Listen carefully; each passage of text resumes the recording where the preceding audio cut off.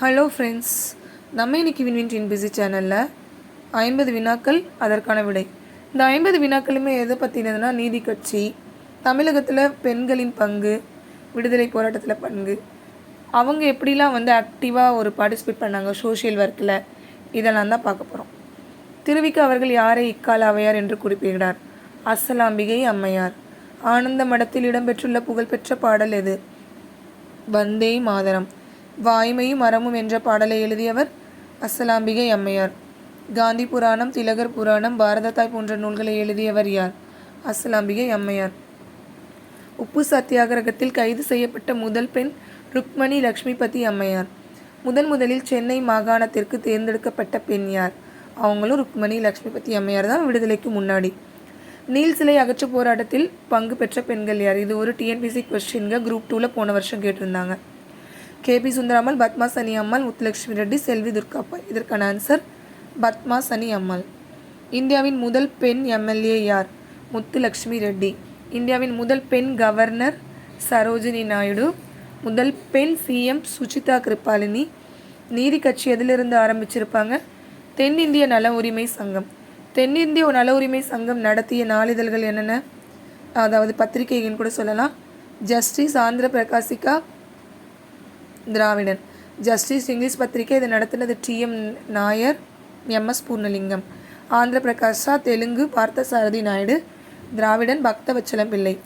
இவங்க 3 பேரும் இந்த பத்திரிகையை நீதி கட்சி சார்பாக வெளியிட்டிருப்பாங்க அந்தந்த மொழி வாரியான இடங்களில். 1921 முதலமைச்சராக தேர்ந்தெடுக்கப்பட்டவர் யாருன்னா பனகல் அரசர். அதுக்கு முன்னாடி சுப்பிரமணியரை தான் செலக்ட் பண்ணியிருப்பாங்க. அவர் விருப்பம் இல்லைன்னு சொல்லியிருப்பார். பெண்கள் போட்டியிடுவதற்கான தடை நீக்கப்பட்ட ஆண்டு 1921. அதுக்கப்புறம் தான் பெண்கள் தேர்தலில் போட்டியெடுக்க ஆரம்பிச்சிருப்பாங்க. எப்படி சொல்லணும்னா, எக்ஸாக்டாக ஒத்துழையாமை இயக்கம் முடிஞ்சிருக்கும்ல, சௌரி சௌரா இன்சிடென்ட் நடக்கிற ஆண்டு தான் இது. இதில் தான் பெண்கள் போட்டியிடுவதற்கான தடையும் நீங்குது. தமிழகத்தின் முதல் பெண் பத்திரிகையாளர் யார்? எஸ்ஆர் கண்ணாம்பாள். அந்த காலத்தில் ஒரு பெண் பத்திரிகையாளராக ஆகிறது ரொம்ப கடினம். அதையும் தாண்டி இவங்க ஒரு பெண் பத்திரிகையாளராக இருக்காங்க. யார்? எஸ்ஆர் கண்ணாம்பாள். பெரியாரின் குடியரசு நாளிதழ் அச்சடிக்கப்பட்ட அச்சகத்தின் பெயர். இதுலேருந்து நீங்கள் 2 விஷயம் தெரிஞ்சுக்கலாம். பெரியார் குடியரசுன்னு ஒரு நாளிதழை நடத்தியிருக்காரு. அந்த அச்சகத்தின் பெயர் உண்மை விளக்க அச்சகம். மெட்ராஸ் மகாஜன சபாவின் முதல் பிரசிடென்ட், அதாவது தலைவர், பி ரங்கையா. ஸோ இந்த ரங்கையா இந்த மெட்ராஸ் மகாஜன சபையை உருவாக்குன ஒருத்தரும் கூட. இந்திய தேசிய காங்கிரஸின் 3வது அமர்வு நடைபெற்ற இடம் சென்னையில் 1000 விளக்கு பகுதியில் தான். இதுக்கு தலைமை தாங்கியவர் பத்ருதீன் தியாப்ஜி.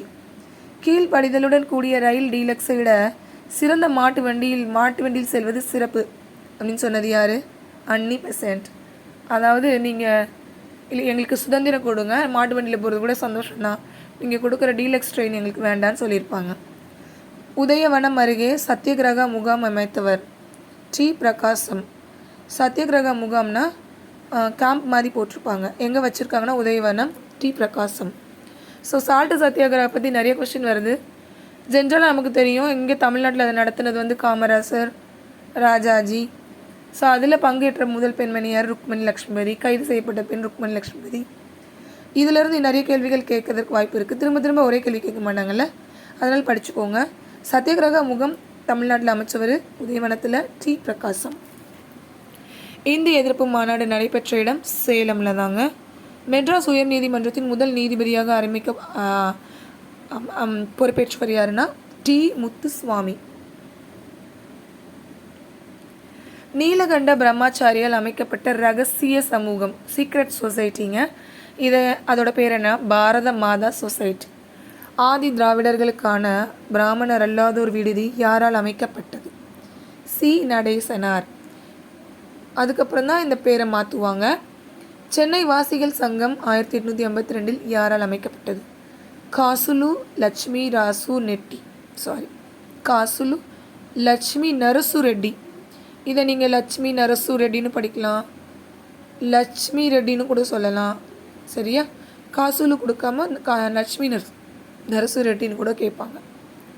அன்னி பெசன்ட் அம்மையாரால் தொடங்கப்பட்ட தன்னாட்சி இயக்கத்தின் இதழ்கள் யாவை? New India, காமன்வெல். அவங்க சில புக்ஸ் எழுதியிருப்பாங்க. அதை நம்ம இன்னொரு செட்டில் ஆஃப் கொஷின் பேப்பரில் பார்க்கலாம்.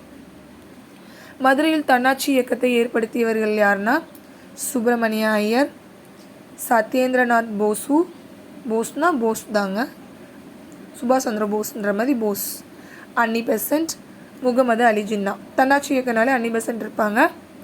மதுரையில் எடுத்ததுனால இதில் சுப்பிரமணிய ஐயர் இருக்காங்க, சத்யேந்திரநாத் போஸ் வட இந்தியாவிலேருந்து வந்திருப்பார், முகமது அலி ஜின்னா அவர் ஒரு காமனான ஒரு இதுலேருந்து வந்திருப்பார். மதுரை காந்தின்னு அழைக்கப்படுவர் யார்? NMR சுப்புராமன். ஸோ இந்த NMR சுப்புராமனை பற்றி ஒரு வீடியோ செப்பரேட்டாக போடுறேன், பாருங்கள் நம்ம வின்வின் டிஎன்பிஎஸ்சி சேனலில். தி இந்து பத்திரிகை தொடங்கியவர்கள்னா சுப்பிரமணியம், வீரராகவாச்சாரி, இன்னும் 2-3 பேர் இருப்பாங்க. முக்கியமானவங்க இவங்க 2 பேரும் தான். சுதேச மித்திரன் பத்திரிகை எப்போ வெளியிடப்பட்டது? 1891. சுப்பிரமணியம் தான் இதை ஆரம்பிச்சிருப்பார். இந்து சுப்பிரமணியம் யாருன்னா நம்ம பாரதியார், சுப்பிரமணிய பாரதியார். சென்னை மகாஜன சபையை நிறுவியவர்கள் நம்ம பார்த்தோம் இல்லையா? சென்னை மகாஜன சபையோட தலைவராக யாரை தேர்ந்தெடுத்திருப்பாங்க? முதல் தலைவராக ரங்கையாவை. அவரும் இதில் இருக்கார். வீரகா ராகவச்சாரி, அனந்தச்சார்லு ரங்கையா. இந்த வீரகா ராகவச்சாரி எங்கே பார்த்தீங்க? ஆமாங்க, இந்து பத்திரிகையை தொடங்கினவரில் இவரும் ஒருத்தர். சென்னை மகாஜன சபையின் முதல் செயலாளர் யார்? தலைவர் தான் ரங்கையா, செயலாளராக யார் இருந்திருப்பாங்க? அனந்தச்சார்லு. அப்புறம் வீரகா ராகவாச்சாரிக்கு தான் இதில் இம்பார்ட்டன்ஸ் கொடுக்கல, இருந்தாலும் அவர் தி இந்துவில் பெருசாக ஒரு பெரிய ரோல் எடுத்திருப்பார். வஉசி வாங்கிய கப்பல்களின் பெயர்கள் காலியா லாவோ, இந்த 2 பேர் தாங்க. தமிழ்நாட்டைச் சேர்ந்த புரட்சிகர தேசியவாதிகள் புரட்சிக்கான பயிற்சி எங்கு வழங்கப்பட்டது? இங்கேருந்து கொஞ்சம் பேரை கூட்டிகிட்டு போய் அங்கே புரட்சிவாதிகளாக மாற்றிருப்பாங்க.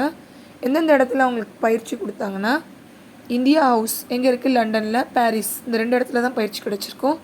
அப்படி பயிற்சி பெற்றுக்கிட்டவங்க யாருன்னா MPT Acharya, TSS Rajan, VV Subramaniyanar. So இவர் வேற ஆள். இவர் இந்து பத்திரிகை நடத்தினவரும் இல்லை, பாரதியாரும் கிடையாது. VV சுப்பிரமணியனார் வேற ஆள். TSS Rajan Acharya, MPT Acharya. அடுத்து பாண்டிச்சேரியில் வெளிவந்த புரட்சிவாத செய்தித்தாள்கள் என்னென்னா இந்தியா, விஜயா, சூரியோதயம். ஸோ இதில் இவங்க 3 பேர் இருந்திருப்பாங்க. இந்த புரட்சியில் ப்ராக்டிஸ்பேட் பண்ணாங்கல்ல, அதாவது பயிற்சி பெற்றாங்கல்ல, இவங்களுக்கு கூட இதில் பேக்ரவுண்டில் இருப்பாங்க. மும்பையில் தன்னாட்சி கழகத்தை தோற்றுவித்தவர் யார்? திலகர். ஜின்னாவின் இந்து முஸ்லீம் ஒற்றுமையின் தூதர் என்று கூறியவர் யாருங்க? சரோஜினி நாயுடு. இது ஒரு அறிவிக்கை விட்டிருப்பாங்க. அந்த நேரத்தில் இவரோட ஜின்னா நிறையா அவரோட பாயிண்ட்ஸ்லாம் ரொம்ப நல்லாயிருக்கும். அதை பற்றி நான் ஒரு வீடியோ தனியாக போடுறேன், பார்த்துக்கோங்க. கதார் கட்சி ஆரம்பிக்கப்பட்ட ஆண்டு 1913ங்க. நியூ இந்தியா அந்த புக் ரிலீஸ் ஆன ஆண்டு 1915. கதார் கட்சியை நிறுவியவர் யாருன்னா லாலா ஹர்தயால். 1944 மாநாட்டில் எங்கே நடந்திருக்குது? சேலத்தில். நீதி கட்சியின் பெயர் என்னவா மாற்றிருக்காங்க? திராவிட கழகமாக மாற்றிருக்காங்க.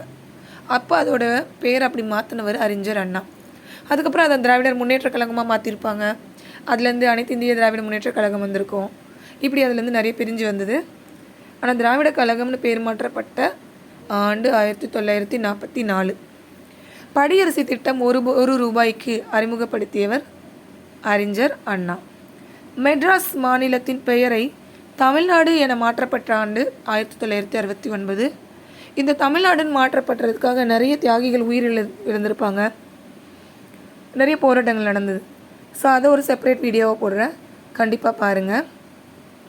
தென்னிந்தியாவின் விடுதலை கூட்டமைப்பு பிற்காலத்தில் எவ்வாறு அழைக்கப்பட்டது? நீதி கட்சி. சரியா? நீதி கட்சி தான் தென்னிந்தியாவின் விடுதலை கூட்டமைப்பு. சென்னை மாகாணம் உருவான ஆண்டு 1801.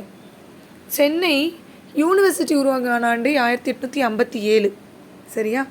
பிராமணர் வாய்ப்புகளை எடுத்துக்கொண்டனர் என்று புள்ளியியல் விவரத்தை கூறியவர் யார்? அதாவது ஒரு சென்செக்ஸ் எடுத்திருப்பாங்க. இதில் பிராமணர்களோட மக்கள் தொகை கணக்கெடுப்பில் கம்மியாக இருக்குதுன்னு சொல்லியிருப்பாங்க அவங்க எண்ணிக்கை.